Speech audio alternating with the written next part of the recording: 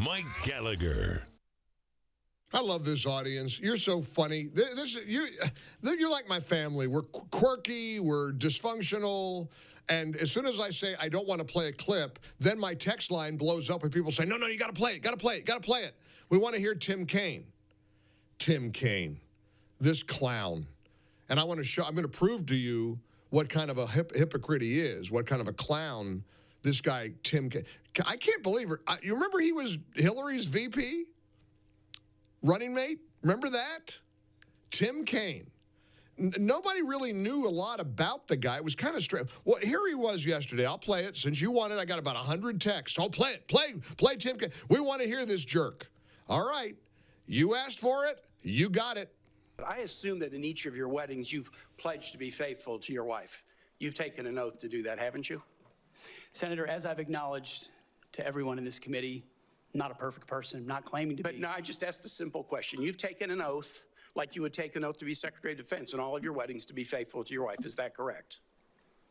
I have failed in things in my life, and thankfully I'm redeemed by my Lord and Savior Jesus Christ. In fact, can you so casually cheat on a second wife and cheat on the mother of a child that had been born 2 months before, and you tell us you are completely cleared? Senator, how is that a complete clear? Senator, her child's name is Gwendolyn Hope Hegseth, and she's a child of God, and she's 7 years old. And she was, and you cheated on the mother of that child less than 2 months after that daughter was born, didn't you? Those were false charges. Well, it was fully investigated, and I was completely cleared. Now, if you're not mad enough, let's take you back to 2016, when Tim Kaine wanted to be a heartbeat from the presidency, when he was Hillary Clinton's vice presidential running mate. And he was asked about Hillary's maybe complicity. A lot of people say Hillary knew exactly what kind of a alley cat Bill Clinton is. If you're married to somebody like Bill Clinton, you know what he is. The guy was a womanizer his whole life. And, of course, you had the Monica Lewinsky scandal, and he was asked about that and asked about Hillary's role. Listen to what Tim Kaine said in 2016 about dredging up past marital woes when it came to Hillary and Bill Clinton. Something about your past, and it talks a lot about something you said back in, I think, 2002 about former President Bill Clinton, that he should resign if the scandal, the Lewinsky scandal, turned out to be true. Do you still hold true to those words you said back then? I had some feelings of disappointment back then, but and that's now 20 years old. And when I'm talking to people on the campaign trail, they're not asking me about old controversies. They're asking me about tomorrow. What are we going to do tomorrow to have an economy that works for people, to have a stronger security posture through stronger alliances? And I hear a lot, what are we going to do to make sure we have a community that respects all? So, past controversies aren't that important to me now. Past controversies aren't that important to me now. Because you see, I'm a Democrat, and you're asking me about Democrat past controversies. And fast forward to 2025, when I'm going to sit there smirking like the Joker. He looks like the Joker from Batman. He's got that wicked grin on his face, that evil, maniacal grin, asking him about Hegseth about his daughter and the vows he took in his marriage just to embarrass him publicly, because Tim Kaine knows full well Pete Hegseth was divorced. My gosh. There's a part of me that says I got to stop focusing on these losers. And they are losers. I mean that not in a pejorative. They have technically lost. They've lost everything. They've lost the presidency, the House, the Senate. They are not in control. And they know it. And they're sputtering and they're flailing. They're like the wicked witch after the bucket of water was thrown on her. It just infuriates me to even think about Richard Blumenthal grilling a war hero. Stolen Valor Blumenthal himself had the audacity to try to trick Hegseth into, tripping up and not knowing the numbers of people who served in the Army, Navy, Air Force, Marines. It's just ridiculous. Blumenthal's a scoundrel.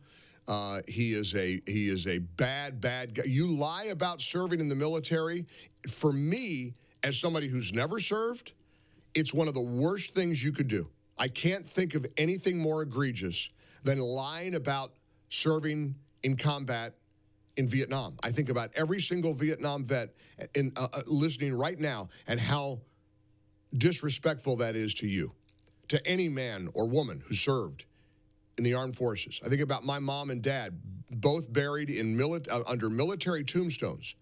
My dad was in the Navy. My mom served as a wave. That's how they met, was in the military, both serving their country. My dad was on a PT boat in World War II. Look, I'm disgusted by even the presence of Richard Blumenthal in the U.S. Senate. And he's trying to trip up Hegseth by how many people serve in the Marines? How many people? Oh, yeah. Like a pop quiz, gotcha quiz. I hate it when people do that. I really do. It makes me crazy. I've got a friend who does that as a point of reference, as part of his duties as a broadcaster, and it makes me cringe. It's like, do you not know how you come off? Look how much smarter I am than you are. Let me tell you about, people tried to trip Trump up about the nuclear triad and give me, and it's so lazy and it's childish and it's juvenile. For Blumenthal, play the clip. If you, I don't even want to do it, but now that we're talking about it, I might as well get it off my chest. Here was Blumenthal trying to trick Pete Hegseth in terms of the numbers of the ranks of how many people serve in the U.S. Armed Forces. How many men and women currently serve in the United States Army? Senator, the United States Army, 450,000 on active duty, sir. And how many in the Navy? And the Navy is 425, sir. Well, it's 337 this year. How many in the Marine Corps? 175,000, sir. 172,300. Those numbers dwarf any experience you had by many multiples. The man makes me sick to my stomach. Oh, no, it wasn't 175,000. It was 172,300. See how smart I am and how stupid you are? And it's a lot of people, Mr. Hegseth. That dwarfs anything you ever did at Fox and Friends. What a jerk and a slime ball. Do you know the story of Richard Blumenthal getting caught by the New York Times repeatedly lying about serving his country in the United States military? Explain it.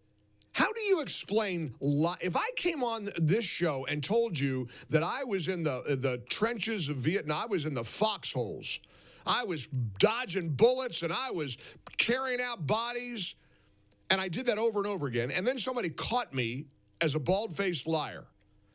And somehow, miraculously, I got to keep my job? What would I possibly say about that? Yeah, I was a little foolish. I shouldn't have. That's not a minor mistake. The New York Times caught Richard Blumenthal having repeatedly lied about serving in Vietnam. He's like the guy from the Saturday Night Live skit. The liar character. Remember? Yeah. I served in Vietnam. Yeah. I'm a 4-star general. Yeah. That's Richard Blumenthal, a U.S. senator who thinks he's all cute and clever in trying to trip Pete Hegseth into not knowing how many people serve in each division or each category of armed services. This guy's gross. He's disgusting. Tim Kaine, did you see him yesterday? Look, I'm glad that all these Democrat senators have clean slates in terms of their lives because they're disgusting. Yeah, Pete Hegseth was divorced. Yeah, Pete Hegseth made mistakes. You know what Pete Hegseth said about his life? And I want to find this clip, Christian. I don't know if we isolated this. But it's one of the most important things that came out of yesterday's Pete Hegseth confirmation hearing. He said, I found Jesus Christ. I found redemption. I've made mistakes. But with God's grace, I've become a different person. I saw Chris Cillizza, the guy that used to be on CNN, say, I've been on a faith journey this last year, and I was a little skeptical and dubious of what Pete Hegseth said. But then I realized, well, what if he's speaking from the heart? We don't know his soul. We don't know what's in his heart. What if it's true? A lot of text messages coming in about Tim Kaine. I don't even want to give it oxygen. We probably should, but here's a text from Florida. I know that Pete had to maintain his cool, but when Tim Kaine mentioned his mother and his 7-year-old daughter, Pete should have stood up to him and said, leave them the hell out of this conversation. That was Tim Kaine. These guys are so mean. There's a cruelty to these guys. These Democrats are vicious, and they're flailing. I mean, they're deflated. They are completely deflated. Big story out of Florida.